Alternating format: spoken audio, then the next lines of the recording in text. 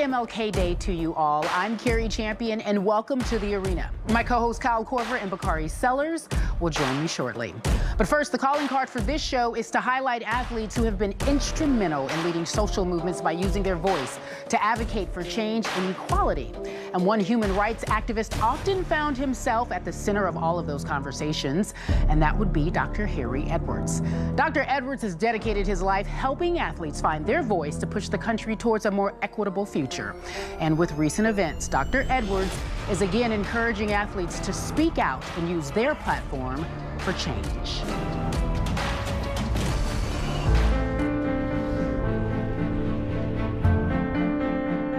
The stage, the stage. With its bright lights, with all eyes focused on you, an audience ripe with anticipation of a grand performance. It's a place to be a star, a place to be seen. But the stage can also be a platform, a place to be heard. For centuries, athletes have used fields and arenas to entertain. But there also have been wave after wave of athletes using this unrivaled stage for more, to inspire and to promote change. We must remember that we cannot forever rely upon America to care for us. Muhammad Ali floated like a butterfly in the boxing ring. But beyond the arena, many felt stung by his advocacy for peace and racial justice. The incomparable Bill Russell changed basketball on the court while speaking out against the perpetuation of racial segregation, voter suppression, and social injustice in the broader society. World-class athletes like Ali and Russell, by the late 1960s, had irrefutably established that one of the most effective ways to give voice to concerns about freedom, justice, and equality is for athletes to use their time in the spotlight, occasioned by their athletic brilliance, to amplify their voices and give emphasis to their messages on behalf of the voiceless. Since 2021, I don't think anything has changed. We live in two Americas, and if you don't understand that or don't see that, you really need to take a step back. I've dedicated my entire adult life to exploring issues at the intersection of sport and society, to awakening and encouraging African-American athletes to consider a broader mission. In 1967, I founded the Olympic Project for Human Rights as yet another platform in sports to compel society to face awkward questions and issues, to address uncomfortable answers. In 1968, Tommy Smith and John Carlos, both Olympic Project activists, dashed across the finish line in the Olympic 200-meter race and later stood atop the victory stand, center stage, in the spotlight, with the eyes of the world on them, and protested inequality and injustice in America, creating in the process one of the most poignant moments in sports history and the most iconic sports image of the 20th century. Watching them made me not only extremely proud to have led this movement, but most of all, to have been associated with these great, courageous, and committed athletes. Their clarion call for freedom and justice was heard not only in America, but around the world. A message and legacy that have endured for more than half a century, as evidenced by the demonstrable courage, commitment, and activism of today's generation of athletes. Policing system was built against black people. As a black man, raising black kids in America, I'm scared as hell. Athletes are putting their careers, their fortunes, and to no small degree, their very lives at risk to stand up and speak out as frontline activists in the quest to promote change. Their message has been consistent and clear. We Americans as a people are better, and we as a society and a nation must do better than the still persisting inequality and injustice that are so tragically evident throughout our history. Today, recent events have again thrust our society and nation onto center stage, into the international spotlight. Do we, the people, have the faith in ourselves and in our democratic institutions? Do we have the courage, the vision, and the commitment to transform this stage into a platform for promoting and pursuing long overdue change? Now, at this time, our nation must redouble its commitment to living up to its creed and its promise. Now is the time to stand up, speak out, and demand justice and equality for all. The world is watching.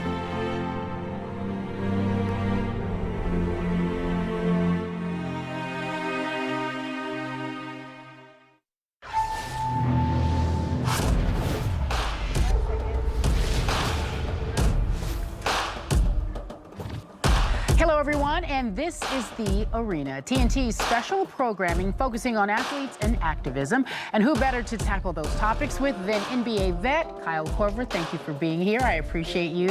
And this is special, guys. We got a political analyst in the house. Sometimes basketball player, because what are you, 6'6"? Lifetime Fitness All-Star. Oh, okay, there you go. Bakari Sellers, ladies and gentlemen, joining us. Dr. Edwards, his piece was right on, as it normally is, in terms of what he'd like to talk about. And I'll start with you first, especially on this MLK Day holiday. Bakari, what do you see in terms of athletes and activism and them using their platform? Well, first, thank you for having me. And I love being here on a day like today because we don't just celebrate King. A lot of times people just want to celebrate King or Rosa or Malcolm X, but we can celebrate the litany of activists like Harry Edwards, whose shoulders we stand upon today. And this generation is a lot like the generations before. I know we all remember that picture of Bill Russell, Kareem Abdul-Jabbar, Muhammad Ali, and Jim Brown. Yeah, the summit, sitting at a table. The unique part about this generation is that it's not just LeBron James, or it's not just Pat Mahomes, or it's not just the superstar on the team, but it's the entire team from 1 through 16 or 1 through 52 or 53 who are standing up and using their voice.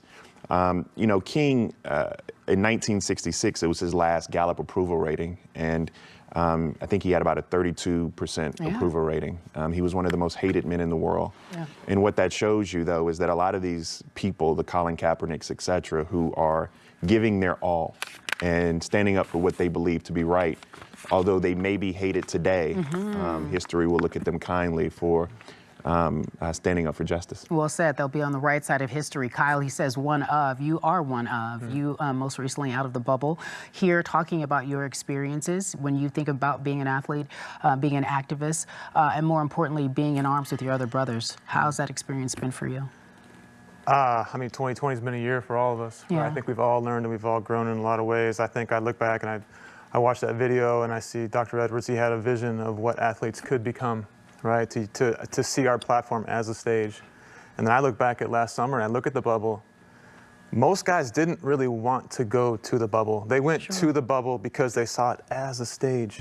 They saw it as a place to use their voice and to use their platform. So I don't know how do you gauge progress? I'm not really sure, but I think it's encouraging, you know, to say that that was a vision that he had back then, and to watch the bubble play out now, to see these young guys, 23, 24, 25 years old, say, this is what we do. When you're a professional athlete and you have the opportunity to, this is what you say, right? And these guys are going to be in the NBA for like 10 more years, right? So where are they going to lead us now? I think it's just really exciting. It is an exciting time, but obviously you have to look back before you can move forward. And that being said, on April 4th, 1968, the assassination of Dr. Martin Luther King Jr. left an irreplaceable void in the culture and the nation. It was in shock. The next, night, as many knew, erupted in violence throughout most of American cities. The Boston Celtics and the Philadelphia 76ers prepared to play a game, and that was Game 1 of the 1968 Eastern Conference Finals. And as players tried to really process their grief after the assassination, they also had to make a decision. Should they play? Fast forward to today, decades later, athletes still ask that same question. But let's go back just for a moment and see what ultimately they decided to do.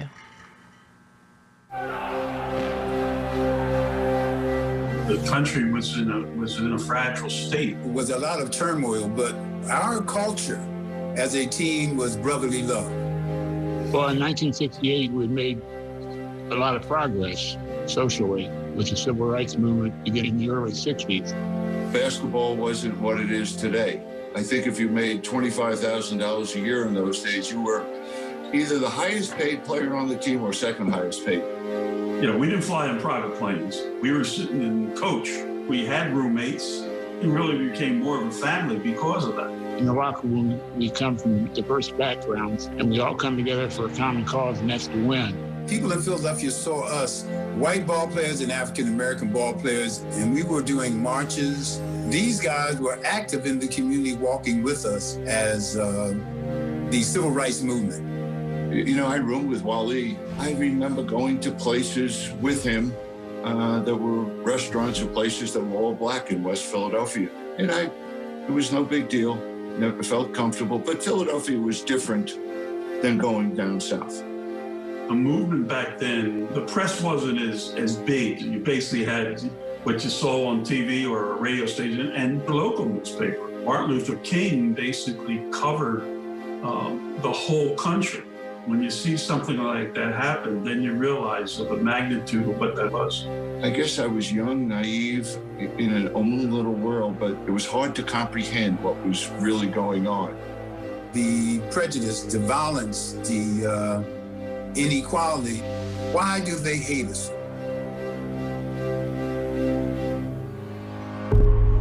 We've got some difficult days ahead, but it really doesn't matter with me now. Because I've been to the mountaintop. Martin Luther King is about humanity. All you have to be is a human being to see how people are treated. What this man stood for and what he was able to do and the suffering that he did, he never changed his way. He was not only a visible presence, but he was the spokesman for the entire movement. Good evening. Dr. Martin Luther King, the apostle of nonviolence in the civil rights movement, has been shot to death in Memphis, Tennessee. You know, I heard about Dr. King's death on the radio, and, you know, you're just shocked. Yeah, I get emotional thinking about it because it just brings back those memories. It was a terrific shock to me, but you could see the reaction from the black players on the team. I can only speak for myself. In tears, I was distraught. I didn't think about basketball. All I thought about was his assassination. The building was packed. People were coming to the game. Do we tell them to go home? Do we play? And obviously, there was a lot of discussion about it, and the biggest thing is that the black players felt very strongly that we should not play the game. The sense from the white players is that whatever you guys decide to do, we'll do. It was a bunch of kids trying to make it the right decision. I think for the most part, the players unanimously didn't want to play. And we were pretty adamant about it. I stood up and said, I don't want to play. We discussed it, and we all were distraught. We didn't really have the support. Who did you turn to? And I think that's why it came down to Russell and Wilt. Pretty much what Wilt wanted to do, I think most of the guys would have agreed with that. Like, the sense was that we shouldn't play the game. He agreed also, and that I think he left the room, and I guess him and Russell got together, and, you know, he was gone for a while. Red pulled us together and said that the mayor from Boston and the mayor from Philadelphia encouraged us to play because it would keep people inside to watch our game as opposed to in the streets rioting. Those two men came back and we just decided we have to play. We all felt to some degree that they can get rid of us in a heartbeat, you know? We're not that important. I'm gonna say this, we were made to play, simple as that. They weren't gonna postpone the game because of this man's assassination. We had the power and we didn't know we had the power to make that decision. Because what were they gonna do? We're in the middle of the playoffs. They're gonna say, okay, Boston, Philadelphia, your history. No, you know, we could have done it. I regret that I got on that court. And I regret it to this day because it wasn't in my heart. Given the reasons behind it, I think we did the right thing by playing. I think if we had to do it again, there's no question that we would have not played that game. I felt at that time it was the right thing to do.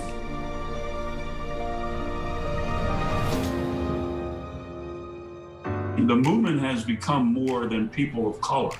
It's a bigger movement than it was back then. The players have more control, and they will voice their opinion. We definitely want to speak to some of the things that's been going on in our society. It reminds me of what Dr. Martin Luther King has said, that there is two split different Americas. Whatever you think one way or the other, they're a powerful group now. We saw it happen in the summer when they were in Orlando. If you had somebody of the stature of Martin Luther King today and that happened, I mean, it would have been, that's it, we're not playing. For those guys to be able to use that platform to talk about the injustices, the inequality. I admire and I'm inspired by what they're doing because they truly have made a difference. I'm proud of what these guys are doing. Yeah, you got to stand up for something or fall for anything. I don't care how much money you make, but the way times are, if you don't say anything, you'll never be heard. I'm very proud of the NBA and WNBA players for using their platform to make real change.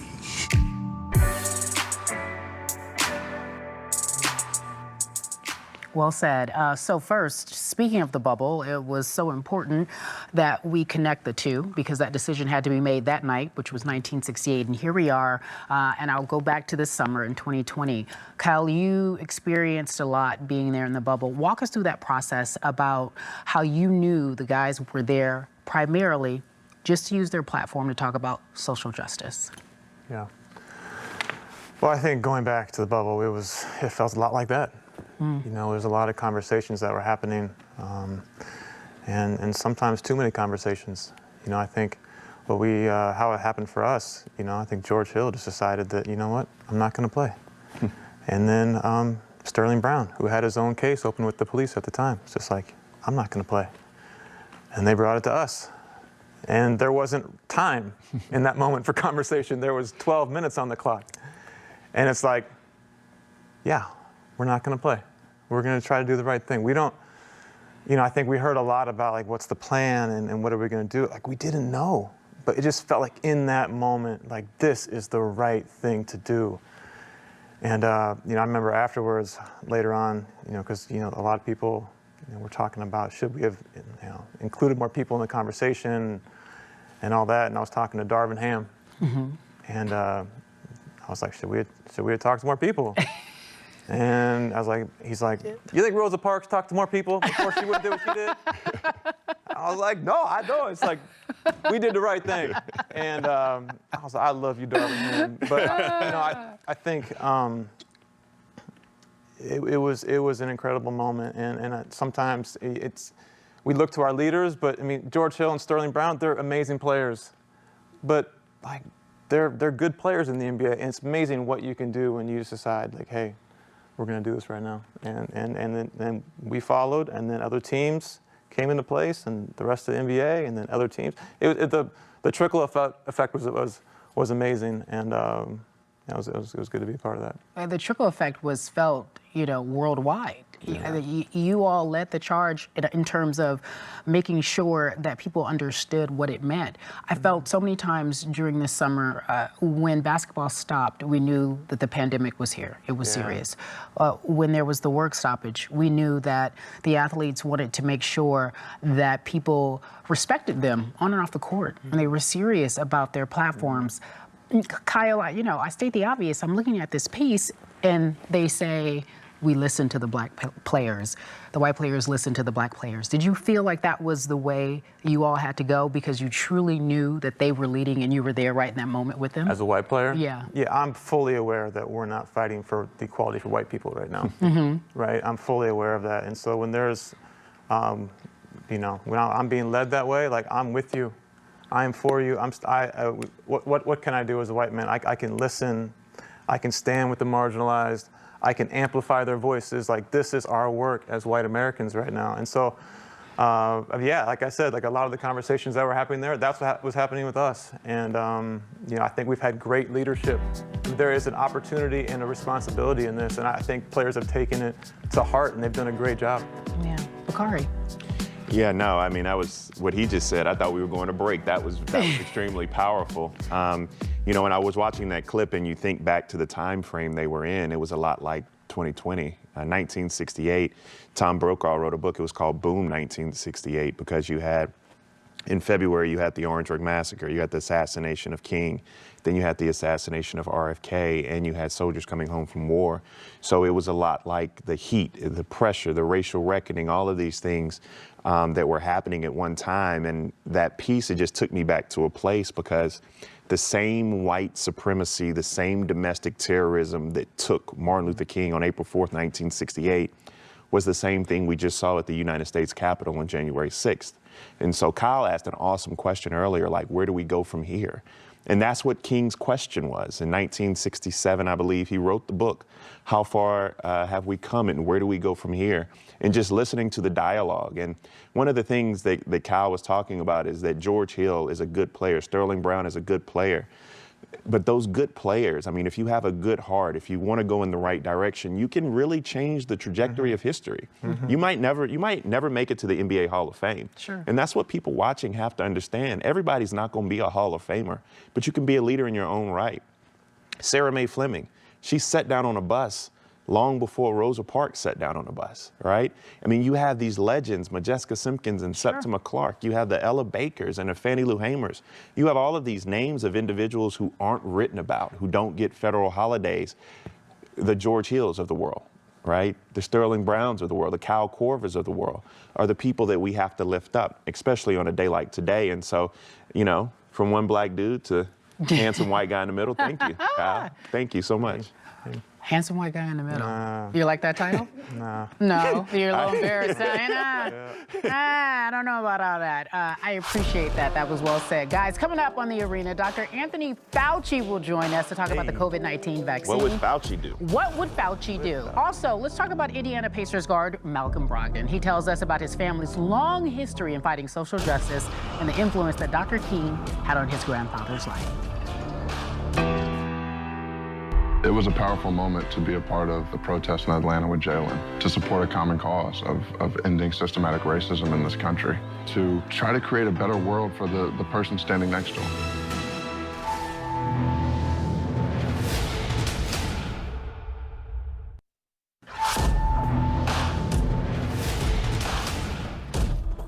All right, take a look at John Morant. Love the cornrows. We got Phoenix Suns at Memphis Grizzlies tonight, 5 p.m. Eastern, right here after us on TNT. I do like what I see here. Everyone's getting a little edge, right? I get right here, they're a little South edge. Carolina guy right there. South Carolina guy pointed out. Meanwhile, look at this, guys. NBA COVID-19 health and safety protocol. Unfortunately, there have been about approximately 14 games canceled because there just weren't enough players to play if they had been exposed or actually had the COVID. Not too bad considering circumstances right now, but there you see the testing, activities outside of the team environment, and face masks. So we know we have the bubble, not necessarily a bubble now, but what can be done as we all try to deal with COVID-19? We're joined now by the one and only Dr. Anthony Fauci, Director of the National Institute of Allergy and Infectious Disease. Dr. Fauci, we understand that you are a very busy man. We appreciate you joining us here on The Arena to talk about the COVID vaccine. And I want to start there, right? Let's be specific with the United States. There's close to 400,000 deaths, 24 million cases, and the rollout for the vaccine has been murky, to say the least. So talk to me about the vaccine in the sense that we should figure out how we can demystify it, if you will. People are so confused as to who should get it, when they can get it, if they should take it. And if you can give us just a general overview, that would be great. Yeah, well, thank you for giving me the opportunity. Well, ultimately, literally everybody should take the vaccine. It has been shown in very extensive clinical trials involving tens of thousands of individuals to be safe and really extraordinarily efficacious, between 94 and 95%, protecting you from getting clinically recognizable disease, and almost 100% efficacious in preventing you from getting severe disease. There are a number of companies that are making vaccines. The United States government is involved in interacting with, supporting, or helping develop 6 of them at least. 2 of them have already received approval for emergency use, the Moderna product and the product by Pfizer. Right now, you need to get as many people vaccinated as possible. We feel that if we can get 70 to 85% of the people in this country vaccinated, we would have kind of an umbrella of what we call herd immunity, that the level of virus could become so low that we could really start to approach some degree of normality in every aspect of what we do, from schools to sports to things like that. So that's the reason why we encourage people that when the vaccine becomes available, to take the vaccine. And right now, as we go into the next few months, President-elect Biden has made it very clear that he's going to do everything we can to make sure that at least 100 million people in the first 100 days of his presidency are going to get vaccinated. Dr. Fauci, Bakari Sellers here. Just a question that's been in my spirit for a while. African Americans have a very warranted distrust of vaccinations. And my question to you is, what are we doing to use Cari's word, demystify, but also give people of color in Black and brown communities the wherewithal to make sure that they get this vaccination? My hope is that everyone, as the father of an immunosuppressed child, I hope that everyone gets the vaccination. But I know that there is some apprehension, particularly amongst a warranted apprehension, particularly amongst communities of color. You know, absolutely. You make one of the major points of this entire effort, because unfortunately, Black and brown people, particularly African Americans, have a double whammy, as I call it. The jobs that you find yourself in, namely mostly frontline workers out there interacting with people, make it more likely that you're going to wind up getting infected. And because of the underlying comorbidities that African Americans have, and Latinas too, that the likelihood that if you do get infected, you're going to have a severe, serious outcome. That's the reason why when you look at the relative number of hospitalizations per 100,000 people among African Americans compared to whites, it's multifold more. And if you look at the number of deaths, it's a fewfold more. So if there ever needs to be a demographic group that needs to get vaccinated are African Americans. So we are extending ourselves. I'm spending myself a considerable amount of every day reaching out to Black churches, Black caucuses, Black organizations to try and dispel the understandable hesitancy and reluctance. I think we've got to put aside that, gee, why are you hesitant? Yes. Well, if you look at the history of how the federal government has treated brown and Black people when it comes to medical issues, it's a terrible history. But it's behind us. What it has done, what it has really spurred, is safeguards that have now been put in place that will never happen again. But there's still the residual distrust. So we've got to extend ourselves out to the community and go over the reasons why you might be distrustful. You might say, well, it went so fast. Is it really safe? Well, the speed was related to and reflective of extraordinary advances in the science of vaccine platform technology. There was no cutting corners of safety nor of scientific integrity. And the same thing holds true. Is it really safe and effective, or are you just trying to put something over on us? And the answer is all of the decisions that are made about the safety and efficacy were by independent bodies that have been both transparent and totally independent of the companies and of elected officials. That's just the facts. So we've got to keep out there and keep telling people that. And by example, I mean, Kareem came and showed that he would get vaccinated. I was vaccinated about 3.5 weeks ago. I'm going to get my boost in 2 days. Actually, no, tomorrow. Tomorrow morning, I'm going to get my boost. And I did it publicly, as you showed on that clip there, because I wanted everyone, particularly African Americans and other minorities, to realize that we feel it's safe and effective for everyone. And it would really be a shame, with all of the things that brown and Black people have gone through that have been unfair, for them not to be vaccinated because of the lingering suspicion and lingering hesitance. Dr. Fauci, you've been on the news every day, right? You've been on Saturday Night Live. You have seen a lot of our country this year. It's been an incredible year for you, Shirley, in a lot of ways. I'm curious what you learned about America this year. Yeah, I've learned some wonderful things and some really painful things.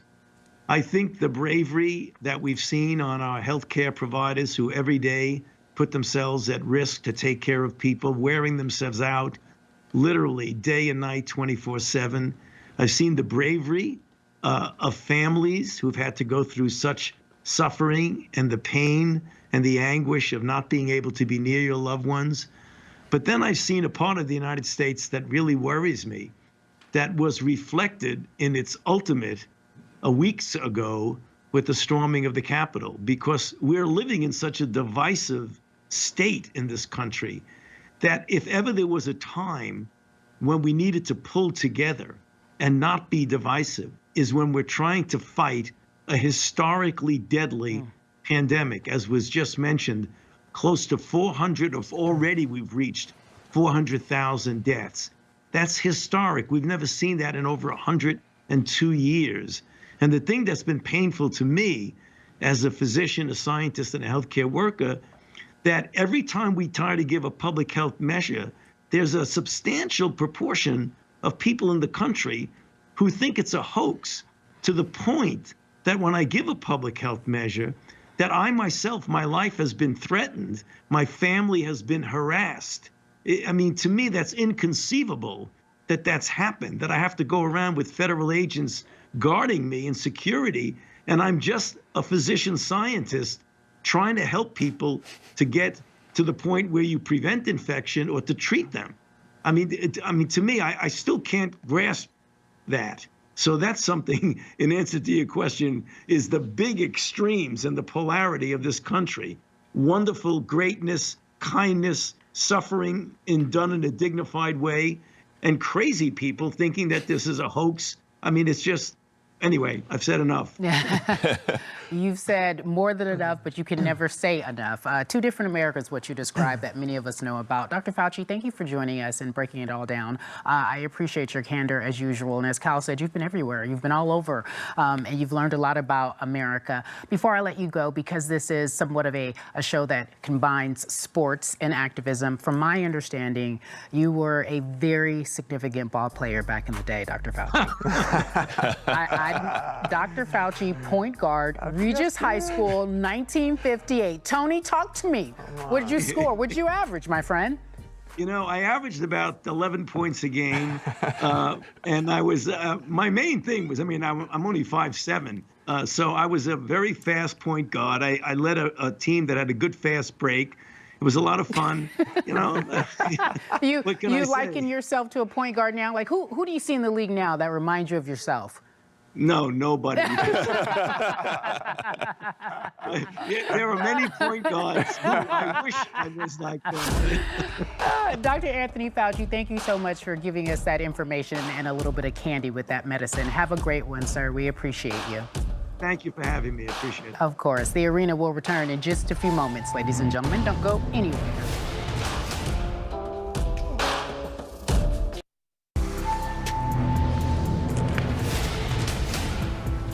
Speaking of doing the right thing, look at that. The Pope actually blessing the Atlanta Hawks MLK Nike City Edition jersey.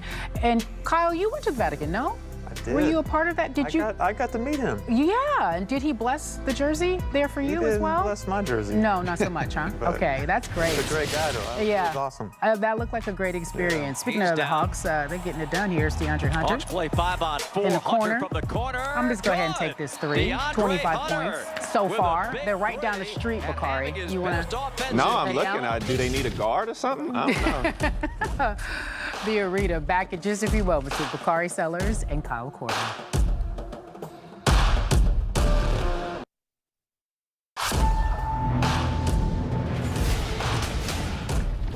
So during the NBA's suspended COVID-19 season last May, the world witnessed the tragic death of George Floyd. Indiana Pacers' Malcolm Brogdon felt compelled to act and found himself protesting and addressing the crowd in his hometown of Atlanta. For Malcolm, this was deeper than that single moment in time. It was a connection to his family's long history of fighting for social justice. Malcolm reflects on that movement and how protesting has really become a rite of passage for him.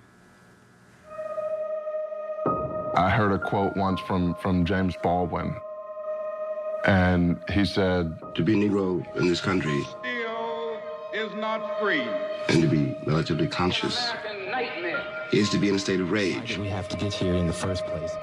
Almost all of the time. we are not treated right in this country. We are not treated fairly. We are not treated as if we are people.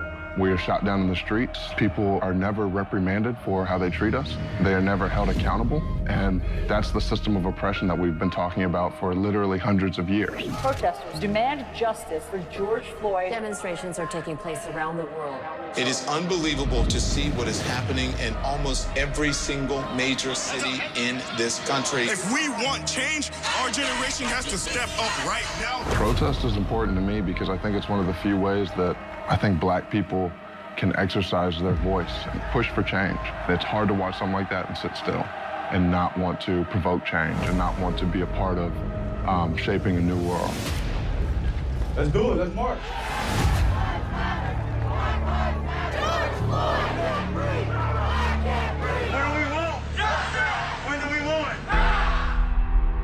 It was a powerful moment to be a part of the protest in Atlanta with Jemele, to support a common cause of ending systematic racism in this country. I had never been a part of a protest. I felt fearful. I felt nervous. I felt excited to be a part of something bigger than myself. Of course you're scared. A couple of weeks before that in Atlanta, we had seen peaceful protests turn into disasters, turn into riots, but we've never stood down, and we didn't stand down that day.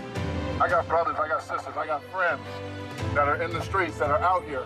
There were people of all different backgrounds and colors and ethnicities, and it was something to rejoice in, to have each other's backs, and to try to create a better world for the person standing next to him. I got a grandfather that marched next to Dr. King in the 60s, and he was amazing. He would be proud to see us all here. My grandfather, John Hurst Adams, was an extraordinary man. He passed a few years ago, but I know he was looking down. I know he was proud of me. He was someone that marched during the movement, that led protests, that I think played a vital role in Black Americans' lives through the 1960s and even the lives we live today. He's a patriarch of the family, but you don't realize it. You just see him as, we called him Papo. You see him as your grandfather. You don't understand the legacy that he's building, the things that he's done, the mark that he's made for African Americans in this country. For me, my grandfather was everything for me. He was my Dr. King. They worked together sometimes, but a lot of the time they were working apart. They were working on the same mission, but in different cities. He really put his life's, work into the betterment of African Americans. We must be willing to suffer when necessary, go to jail when necessary, and even risk our lives. When you look back on the 1960s, specifically during the movement, Dr. King and my grandfather, these leaders organized sit-ins, and they would literally get their heads beat in, walking out of there bloody, getting beat out of the chair. They were scared, but they didn't stand down. They knew they were standing for what was right, and they were going to continue to voice that. If that's what all these amazing black leaders were doing, we can definitely walk on the street and protest and use our voice. I think that's the least of what we can do. I cannot imagine my kid going through what I see on the TV. I'm going to speak up. We want everybody to know we're still citizens. We endure some of the same pain that our fellow people in the black community may endure. They're going to say you should shut up and dribble, which I've heard numerous of times, but I'm never going to do that. I think NBA players as a whole have done a remarkable job pushing for social justice, social equality in the time that we're living in. I think we had an amazing opportunity in the bubble, and we took advantage of it. All my answers will be about justice for Breonna Taylor. My prayers out to Jacob Blake and their family. We said we're going to speak on the social injustice and the things that continue to happen. The way that I'm feeling right now is nothing. People lost their family members to police brutality. I want to be influential with my voice. I want to use it for good, and I want it to help make change. Let's enjoy this together. This is a moment. We have leverage right now. We got to keep pushing forward. God's blessed me with an amazing platform, so I'm going to continue to use that and continue to try to enhance other people's lives by just allowing people to understand what black people and minorities are going through every day.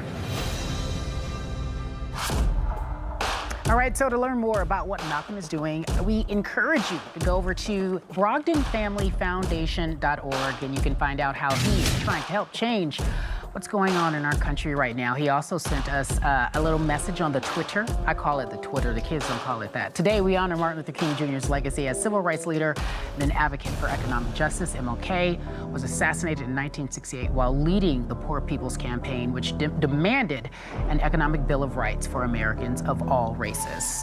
And with that, we go to break. The Arena will return in just a few moments.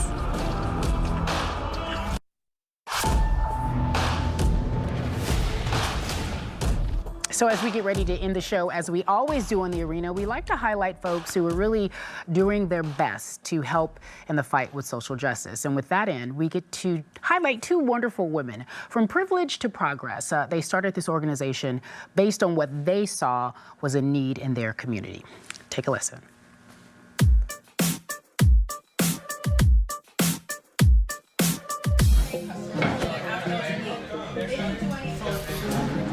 So that day, 2018 in April at the Starbucks, tell me what happened that day for you. I watched them walk in. They were young, they were cute, they were stylish, they had swag. I watched them go up to the barista. I heard them ask to use the bathroom. And she said, no, for paying customers only, and they sat down. And I remember when she walked away, I saw her mouthing something to herself. And I initially said, I think she did something racist. That was my gut. Then I started to see the police officers coming in, and then the first thing I heard was Michelle's voice. I did not know Michelle that day. We were complete strangers, but I heard her speaking up against the barista. I shared that video on Twitter and it went viral. I think it had 13 million views within the first, 48 hours. How did the inception from privilege to progress come about? So we met up the following Monday. We met at a restaurant right down the street. She looked at me and she said, I feel like you're my long lost best friend. Aww. And yeah, that's the first thing she said to me in person. We want people to really mimic what we did that day, which is me amplifying Michelle's voice, then asking other people to share so that white America can understand their role in dismantling racism in society and within themselves first. We want to be very intentional about the message we are trying to get out to the world. And it's, yes, we want you to use your privilege for progress. How have you all been able to implement your program, your movement, and where we are today? Where we started this movement in 2018, we did get some, a relatively robust following. But in the summer of 2020, as soon as George Floyd happened, it completely blew up. And now we're over 500,000 people in our community. We stayed consistent. We are still posting every day. We are still engaging people in conversation because the problems were here for 450 years. And it's going to take many more summers, not just one summer, but maybe even decades longer to fix something that has been the foundational sentiment of this country. How would you define success for what you all are doing? I define success when people realize that they have the power to make change right where they are. It's not a one and done. People think they can read one book and then they're like, oh, I'm anti-racist. Well, let me tell you, I've been doing this every single day, many, many hours per day since 2018, and I haven't touched the tip of the iceberg. I can't tell you how many messages we've received when people say, my worldview has changed since I've been following your account. That's exactly what we're trying to do. And show up, hashtag show up. I'm here for it, ladies. I love it. Melissa, Michelle, you are truly what makes this place a better country. I am grateful that you guys all agreed to be part of Cari's Champions because you truly are champions.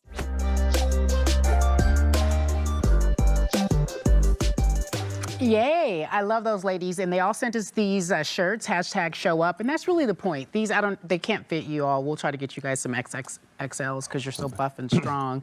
But the point is this, as we saw, we all have the power to make change. Your final thoughts as we wrap up the day. Kyle, you first.